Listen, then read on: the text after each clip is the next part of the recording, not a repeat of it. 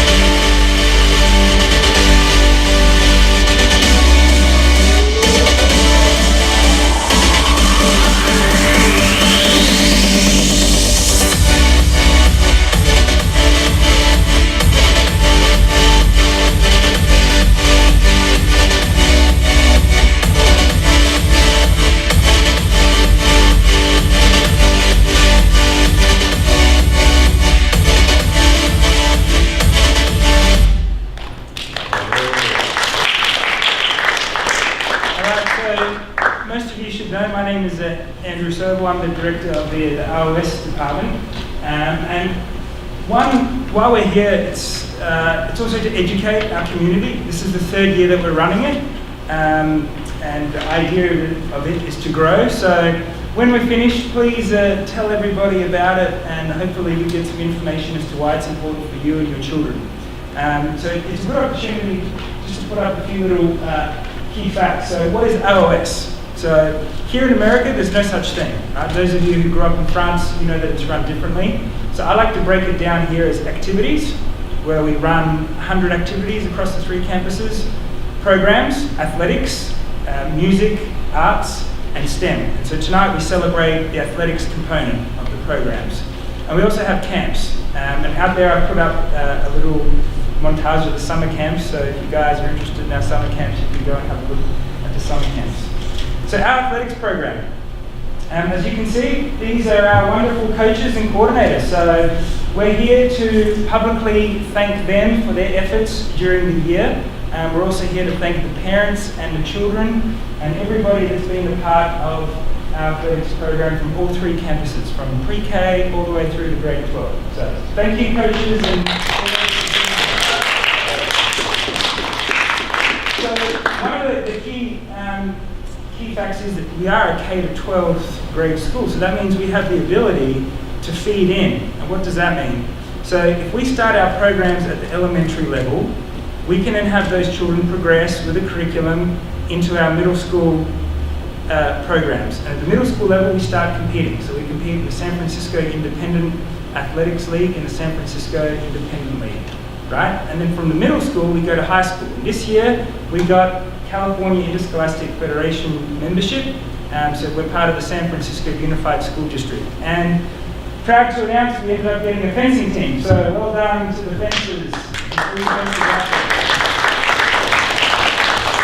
We were close to getting a track and field team at the high school level, and we were very close to getting a boys tennis team. And I'll go through that in a bit more detail later. So as I said, we're here to publicly thank everybody, all of our coaches, to educate, but most importantly, we really want to build community and school spirit, and we do that through events like this tonight. So we're across 3 campuses, and we don't get the opportunity to come together very often. So that's why I urge everybody to come tonight. We cater for tonight. We did buy food for close to 100 people, so you guys make sure you you eat up after, right? That's really, and yeah, we're here to have fun as well at the end. So when we do finish, the idea is to mingle with your coaches and talk to them about the season. You know, you can reminisce and talk about next year and what they have planned. Okay. Mr. Texier said he was going to come, but I'm sure he's very busy. He's the provisor of the school, so he does send his thanks to everybody who did come, and he's very proud that we ended up getting CIF membership. Next slide, please, Fabian. So like I said, part of it, I'm not going to go over this too much. I can give you the details afterwards, but it's to educate our community where we're at. So you can see the difference between last year and this year. We've definitely grown in high school basketball. We've grown in tennis, in cross country, and track and field. So that was our main areas of focus to join CIF in those programs. And then you can see as well, often they're not enough enrollment. So the middle school and high school levels, we did offer those programs. Soccer being outdoors, we didn't make it. Next one, Fabian. So this is what we had this year, and all the coaches are here of these programs, and afterwards they'll have a little time on the floor to talk about their achievements with their students this year and what they have planned. And I also put in there what we don't have, and that goes into feeding and building a program, a proper program. So we do offer those opportunities, so as part of my job, it's important that we try and get what's missing in there for the school, right? And that will definitely help our children grow and develop. One thing that I did want to put at the bottom, private clubs versus school athletics. We ran into an issue, and David, our soccer coordinator, can touch on it a little bit later. We're a school and we can't compete with private clubs. And if you do go to a private club, it's competitive by nature. And the playing time decreases depending on the ability of the child, right? Our goal, we're educational-based athletics. That means everybody gets to participate, everyone gets to play, everyone gets to try. So that's the big positive about being involved in a school program, right? They're not competing for gold medals at the Olympics in school. They're here to learn, and they can learn by being social with their teammates and with their coaches. And the other one is costs as well. So to join a private soccer club, even at a small level, it's something between $2,000 to $3,000. And we're offering all of this, and some schools who are much larger, they have certain rules. We're not at that level, but if we do have gifted kids, and every school does have gifted and talented kids, I'll be all for them participating in an outside program, but there might be occasions where they can help out the school. So handball is a perfect one. We do have Pauline, she's started up a fantastic handball program. There's no one here to receive the trophy or the medallions, which is a shame. But it's the same in her program. We've got some kids there who can represent California, and we've made it clear to them that they need to play for the school and train with the state team. Next shot, Fabian.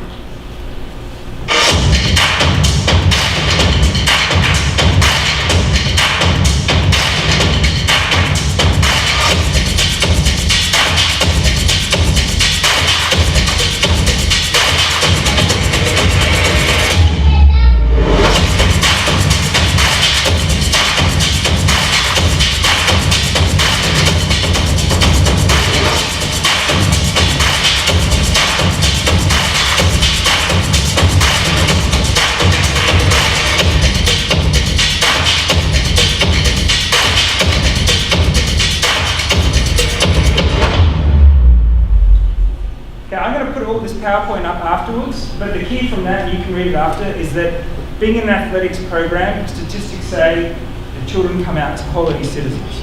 Okay? They start at a young level in programs and they go all the way through.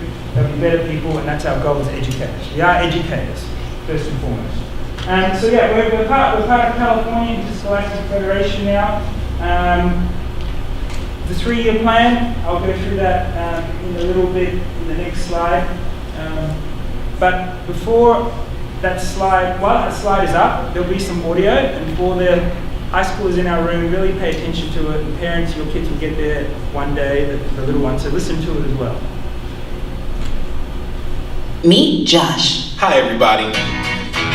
Josh is a high school basketball player, solid shooter, great teammate. Hey, don't forget my tenacious D. And he's my son. Uh-huh. So, what does Josh do to be the best basketball player he can be? I play tennis.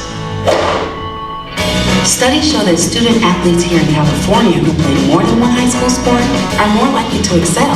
Tennis does more than improve Josh's condition. It gives him a fresh competitive outlet, reduces the risk of injury by cross-training, and introduces him to different coaching techniques and new friends. Don't get me wrong, hoops are my first love. Tennis just gives me a little break. So when the new season begins, Josh isn't burned out on basketball.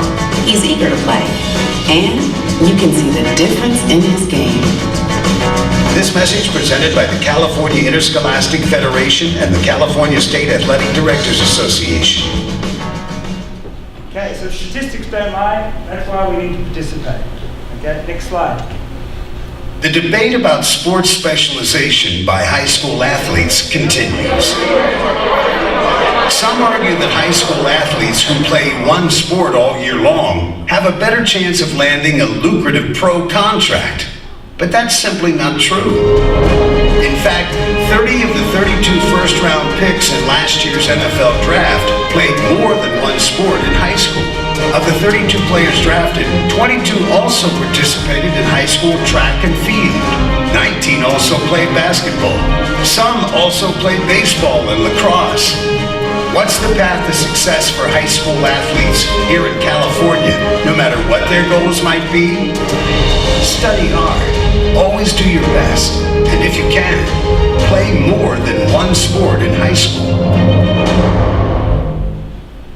This message presented by the California Interscholastic Federation and the California State Athletic Directors Association. So that last point, play more than one sport, you can apply to elementary and middle school, for sure. That's a no-brainer. And here's the 3-year plan. I'm not going to go through that now, hopefully you read it. That's going to be it for me tonight. I'll be handing over the floor to the coaches, and they're going to speak a little bit, Fabian, about their program and what they've done. So we'll start with soccer, and I'd like to introduce David Mears from Super Soccer Stars. Hi everyone, thank you so much for being here tonight. I'd like to first thank our coaches that are here today. I'm just going to go down the 4 coaches that we have. So this is Coach Brim right here. He coached our JV futsal, our middle school futsal team, and they did a fantastic job this year. Coach Ali, he coached our 6th and our 2nd grade teams for Ortega and for Ashbury. Coach Enrique, he coached our kindergarten 1st grade team as an assistant coach and head coach for our games. And then Coach Alone was our assistant coach for our 6th grade team. Just a quick review for this year. We had our 3 teams, our kindergarten 1st grade, our 2nd grade, and our 6th grade team. Going into this next year, we have confirmed a kindergarten 1st grade team, a 7th and 6th grade team, and we are pushing today and by the end of tomorrow for a 2nd grade team as well. So for any parents here that know any 2nd grade parents as well that will be going into 2nd grade for next year, please share that news because we are just a few players short, but we are pushing for that for this coming school year. As Andrew mentioned, looking at the club system versus what we do here at Lycée, we are an inclusive program. We want to offer programming for every child at every level and at every capability. And so with that, we understand there's competition with other teams, but if you do have a child who is in our Lycée soccer program, we try our best to make sure that there's equal playing time. They get tons of positive individual reinforcement, and most of all, they have fun with their classmates on the field and at their games as well.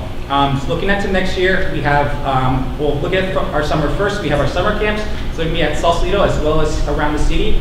And then looking into next year, we're going to have developmental classes at all 3 campuses, and we look forward to building the program, hopefully getting a middle school team on the grass for CIF, and continue to grow the program where we can. So thank you all so much, and we'll see you this summer and next year as well. Thank you.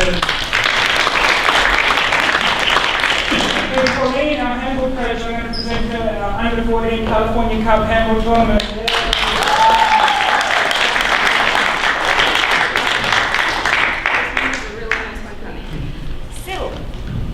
This year with the handball, so we started the program last year, and we decided to move on this year and try to get more kids involved. So we were able to get a more junior team, players who were younger and who just started, versus the varsity team, which basically was consisting of players I already had last year. This is the one the junior team brought back home, and this is really, really awesome. They did a really, really fantastic job all year long. And the varsity team actually got same tournament, not same division, but they got third place. So I also was supposed to present them with their medals to be continued.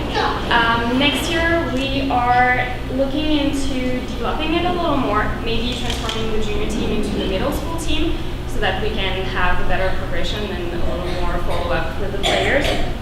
I also happen to have a lot more contact with Canadian federations, which are really, really more developed. The team handball is not really that big of a sport here in the US, but it is in Canada for sure. So they're really interested in trying to build up relationship with us, especially from the province of Quebec. So hopefully I'm gonna get them to travel a little bit and fight against better teams. It's always a good way to learn.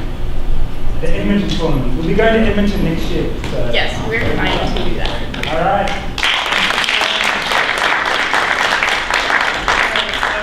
Our fencing program, Monsieur Yves Guy.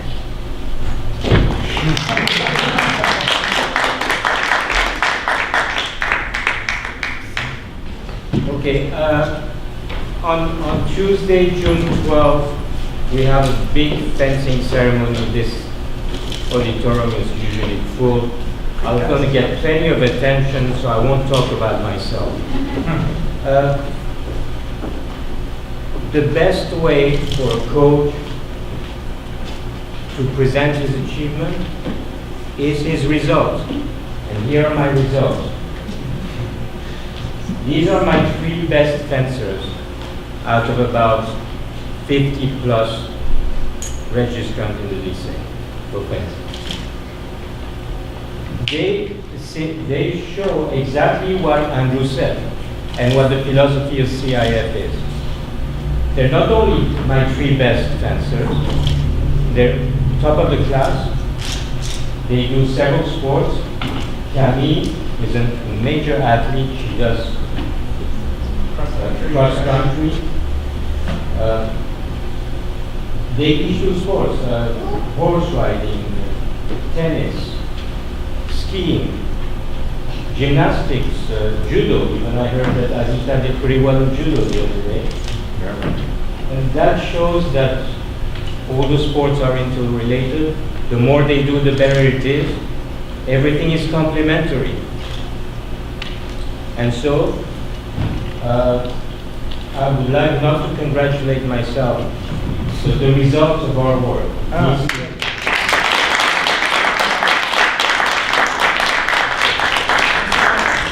right, next up, Thomas is cross country and track and field. And basketball. And basketball. And basketball, I see. So,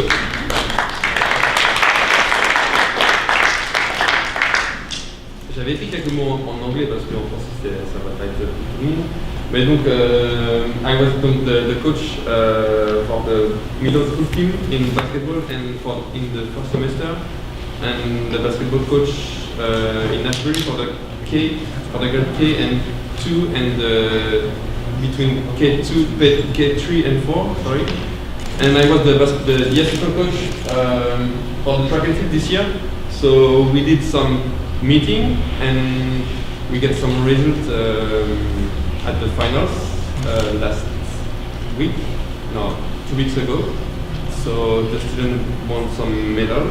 So I would like to thank all the parents for their kindness, the carpool, their commitment, and of course the student athlete for these years. So they did well, and especially I would like to thank Véronique Bombard from Ashbury, but she wasn't there. Christophe Dorenti, Mathieu Verlot for the camp, and Andrew Sobol for his support and his follow-up for all this year. So thank you for the parents, and thank you the student athletes. They are not here, but see one, Elena. Elena is here for the basketball team actually. So that's... Merci Thomas.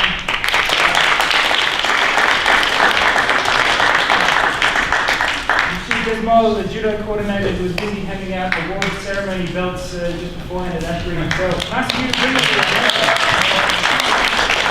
All right, so the judo program has been put together about 12 years ago, and we have, depends on the year, 90 to 100 kids from K3 to 12.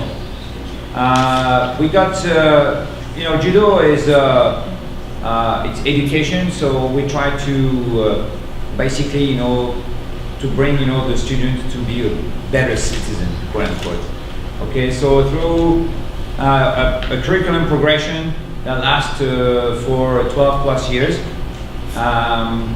we've been able to nurture some very good technicians and some very good players, and some of them were able, for those who want to compete, we were able to produce some state and some national champion.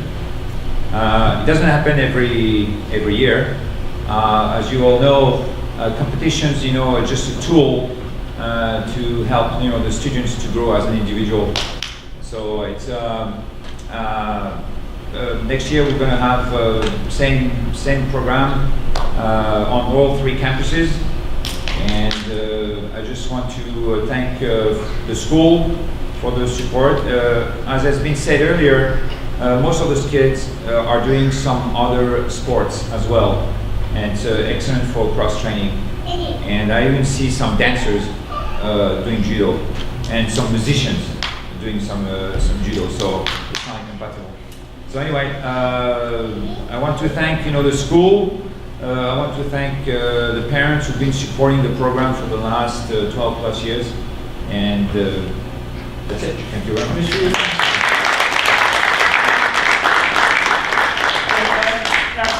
Our tennis coach and coordinator, Jeff, he's with Tenacious Tennis Academy. It was their first year at the lycée. They did Ashbury and Ortega campus, and he did a wonderful job. He works a lot of man hours that isn't rewarded. So Jeff, Mike's yours. Good evening, everyone. As Andrew said, I'm the director of tennis of the Tenacious Tennis Academy, and Tenacious Tennis was founded by my boss, Jesse Ingelram, in 2012. And this, as Andrew said, this is our first year as the AES tennis vendor. It has been a great opportunity, and one that we're super grateful for.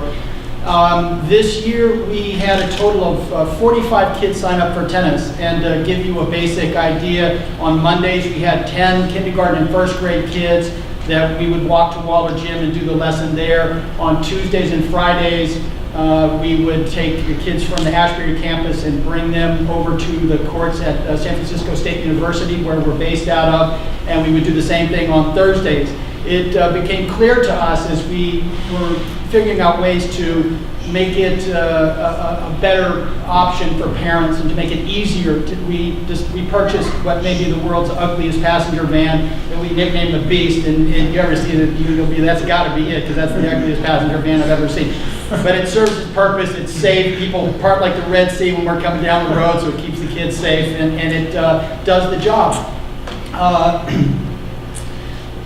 Our whole philosophy at Tenacious Tennis is to meet the kids where they're at. So some kids play for fun, some kids play socially, and some kids want to play competitively. As the other coaches have said, to be part of to pursue more than one sport as a young kid or even a high school kid is extremely advantageous. All the studies show it to be so. I'm glad that you chose tennis to be the ideal extra sport that you do in addition to your main sport. Is exciting for us. But both Jesse and I played professionally. We have a bunch of great coaches at Tenacious Tennis. The advantage of being at San Francisco State is that instead of being at a facility where you only have 2 courts or 1 court, we actually have 14 courts. Now, they're not always available, but we've reserved 6, so we're able to spread out. The pro-student ratio is very, very good, and it's been an amazing first year, and I'm looking forward to developing a little bit more interest in the high school league, so we can very close to being able to field a boys team. Next year we had 7. You're supposed to get over 10 to take in for absences and things like that, so I don't think we're going to have a boys team in the fall, but I would say in the next couple of years, if things continue to progress, because again, we had 15 middle school and high school kids, but then we had almost 40 in the elementary school level, so there's a lot of interest building up, and we're just thrilled to be a part of it and hope to continue in the future. So thank you all very much. Thank you, Andrew. Jeff actually said he gets stage fright before he comes up, but I think he did pretty well there. So, before we finish up, one of the main reasons we're here again, none of this could be possible without our coaches. Some of them are volunteers, some of them give a lot of extra hours, and without their dedication and their effort, these programs that we put on wouldn't be possible for your children. So, from the bottom of my heart and the school, thank you very much, guys. I know I've been a coach before and a PE teacher. Frank, you didn't want to say a few words. He looks beat up there. He's going to the doctors tomorrow. He's got a bum shoulder. So he's the volleyball coach. He did a lot, and with him and Frank do the jiu. So thank you, guys.